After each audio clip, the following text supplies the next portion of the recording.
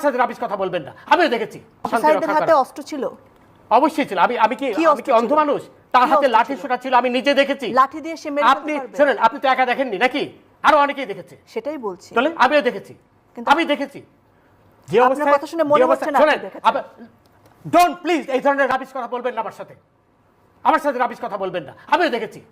উত্তেজিত হবে আপনি আপনি আমাকে উত্তেজিত করছেন। আপনি তো তাদেরই পক্ষের লোক বলে মনে হচ্ছে। আমি অবশ্যই আপনি তাদের পক্ষে কথা বলেন। শোনেন, এই যে সবুজ মেয়ে মারা গেল ছাত্রলীগের, তাকে কে মারলো?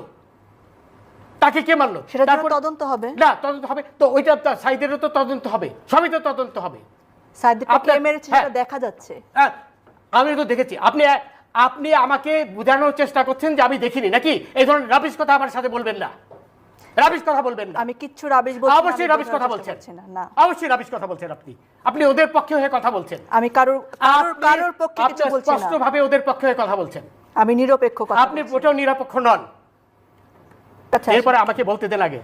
এরপরে আপনার প্রশ্ন করেছেন, এটা জবাব নেন, তারপরে অন্য কথা বলেন। আপনি প্রশ্নের উত্তর দিচ্ছেন না, আপনি আপনার প্রশ্ন, আমার প্রশ্নের উত্তর পাননি, অথবা আমার প্রশ্নের উত্তর বোঝার মতন মেধা আপনার নেই। আচ্ছা, এখন কথা হলো, হাসবেন না প্লিজ, ডোন্ট লাফ এট মি।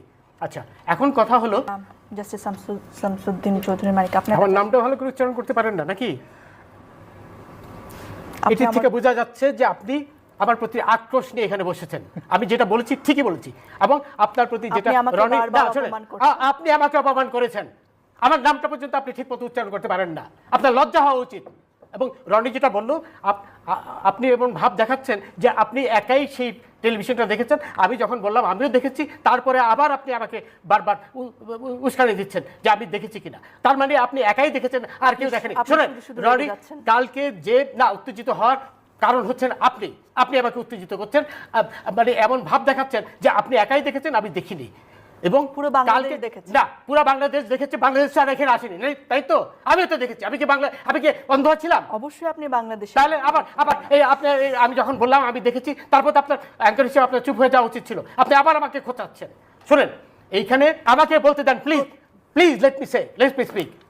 আমাকে বলতে দেন। আপনি কালকে চিটাগাঙে 12 জনকে ছাদের থেকে ফেলে দিয়েছে এই শিবিরের লোকরা, সেটা আপনার কোনো খবরে আসেনি। আপনি সেই কথাটা তুললেন না। আপনি সেই একজনের কথা যারা প্রাণ দিয়েছে আপনি কি বলেছেন এই কথা যে কালকে 12 জনকে ছাদের থেকে ফেলে দিয়েছে শিবিররা? আপনি সেটা বলেননি তো, বলবেন না। আপনি তো আমাকে কিছু বলার সুযোগই দিচ্ছেন না।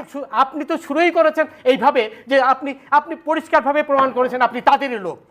আমি আবার রিপিট করছি, I have no hesitation in saying that. কারণ এটা আপনি বলেন নাই।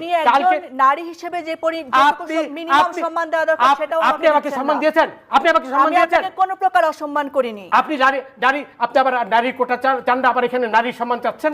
আপনি কোটার সম্মান লিসেন টু মি। আপনি আমাকে প্রথমেই বলেছেন যে আমি দেখিনি, আপনি একাই দেখেছেন। এর চেয়ে বড় অসম্মান কি হতে পারে? অবশ্যই বলেছেন। আপনি আকার ইঙ্গিতে বলার চেষ্টা করেছেন। আপনি যে তাদেরই একজন, এটা আপনি পরিষ্কারভাবে প্রমাণ করেছেন। আবার বলেন যে নারীর সম্মান আপনি। আমার ধারণা আপনার অন্য কোনো কারণে আজকে মন মেজাজ না, আমার মন মেজাজ তো খারাপ হবেই। রাজাকাররা যখন 32 কিন্তু সেটা খুব বেশি আপনি আমার উপর ফেলতে পারেন না। আপনি শুরুই করেছেন তাদের পক্ষে নিয়ে কথা বলার জন্য। আমি এখানে আপনার সাথে যুদ্ধ করতে বসিনি, আমি আপনাকে প্রশ্ন করতে বসেছি। আপনি তাদেরই একজন লোক হয়ে এখানে বসেছেন।